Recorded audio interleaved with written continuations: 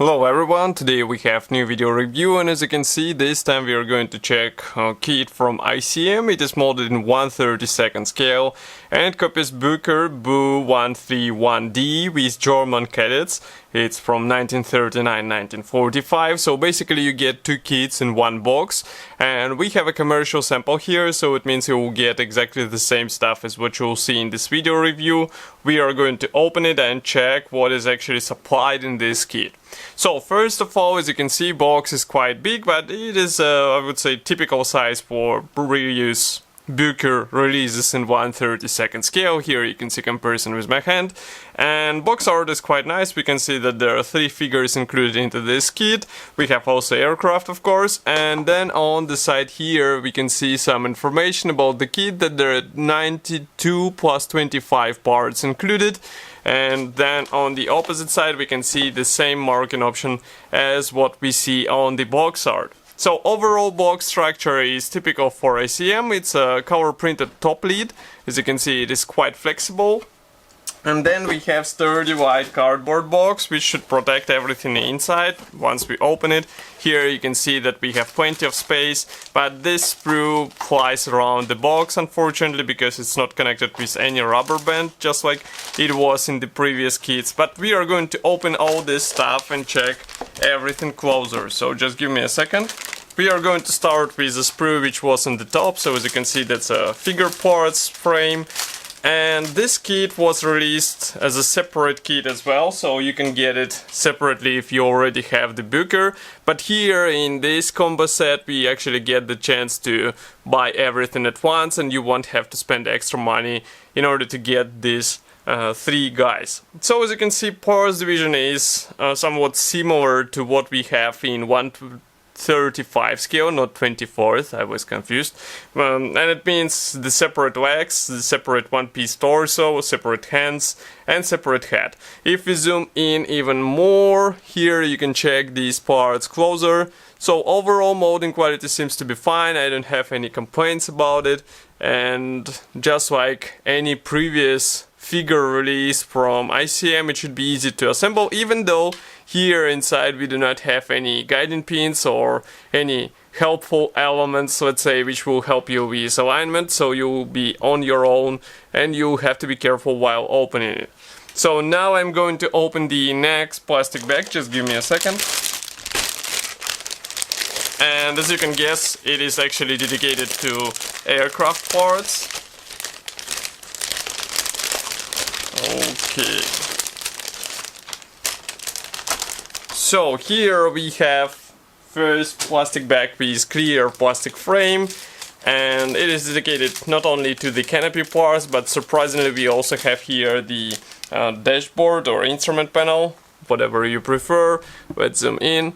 So masks are not included here, so you have to cut them with your own hands, but molding quality seems to be fine. And as far as I remember, masks are produced by Edward as a separate mask set, so if you want to get it as a, I would say, accessory set, you can just go to official Edward website and order it, and you will be good to go. I would rather recommend to do so because it will speed up the assembly process, and of course the final result will be cleaner and easier to achieve, let's say.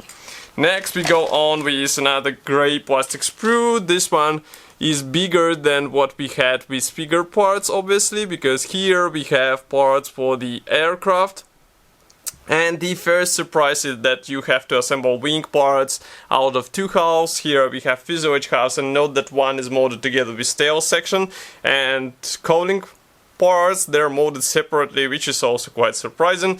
We can zoom in so that you can check the detailing of these fuselage parts. They look really nice, and if we flip them over here you can see that we have guiding pins, and also this tail section, it will serve as a guiding element as well.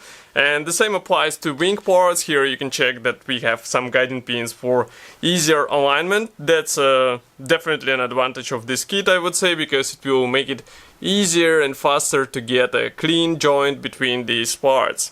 Okay, next we have another gray plastic sprue. This one is approximately the same size, and that's pretty much all. I mean, you saw all the gray plastic sprues for the aircraft, just like this.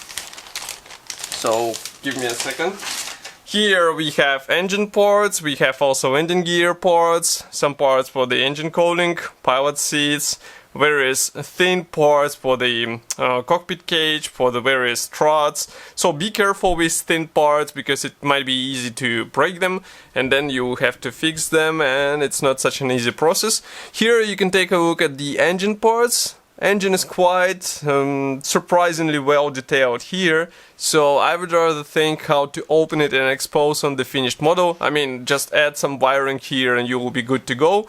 Here you can see also some of the cockpit frames, wing struts, and some various small parts and elements which will be installed on the aircraft. I mean, it's really surprising that we have a 1/32 scale aircraft kit with 92 parts needed to be to have the finished model, because usually we are used to see the kits which have more than 200 parts in 1/32 scale. Here we have less than 100.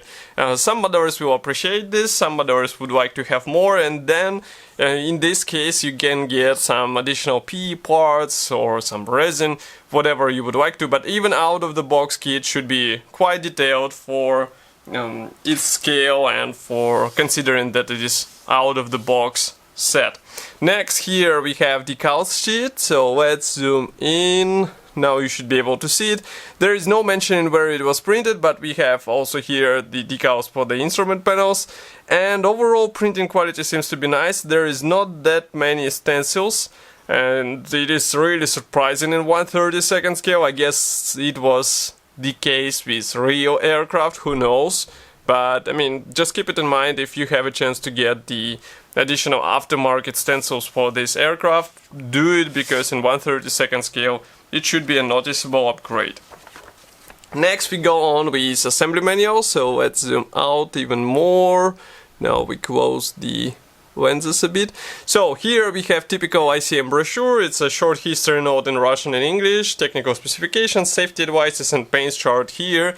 Then we flip it over and here we have parts map, but here we have separate insert for the figure set. Again, parts map, paints chart, and if you flip it over, here you can see the marking guide, which is combined together with assembly manual. And I mean, it's a typical layout for the figure set. And by the way, here you can see the number of this figure set. If it is sold separately as a separate figure set, you can get it by typing in this product number. So here we have again the parts map, and assembly process starts from the wing, not with the cockpit, because here we continue with cockpit 4, we install it on the wing. Next we continue with cockpit walls. Here you can see the engine assembly sequence, and then we install the cockpit frames into the fuselage halves. Okay. Next we assemble the engine frame and also various accessories installed on the engine. Here we close the fuselage halves, we install the tail surfaces, and also we install the coaming panels with instrument panels. Then we join the lower wing together with fuselage. Here we continue with various under fuselage panels, and also here we have the coaming panels, and also pilot seat is installed here. And don't forget that this aircraft has open cockpit, so you will have to think how to mask this area in order to avoid any overspray or overpaint. Here you can notice that we install the engine and we close it with bonnet panels, so it will be up to you how you expose this engine. But again, I would repeat myself that engine is quite detailed here, so it's worth thinking how to display it on your finished model. Here we continue with top wing and install various struts, and then we have to align all this stuff together with lower wing. It will be a bit tedious, just like on other biplane kits, no matter which scale. Here we continue with landing gear. Note that exhaust stacks are installed separately, so each exhaust will have to be glued into the corresponding place. Next we continue with landing gear again. Of course, don't forget about rigging, it will be quite extensive on this aircraft. Here we have first marking option, it comes from Russia, March 1942, another one goes from another March, actually summer 1942, and also this aircraft was based in Russia. And here we have German aircraft from 1943 and 1944. But of course nobody stops you from finding some alternative marking for this kit. So as I said, it should be already available. You can get it, for example, on ModeliMax web shop. They have quite nice prices, by the way. And of course I will be happy to hear your opinion about this kit here in the comment section below. If you like this video, don't forget to press the like button, subscribe to our YouTube channel, and I will see you in the next video review as usual. Thank you for joining me today, and bye!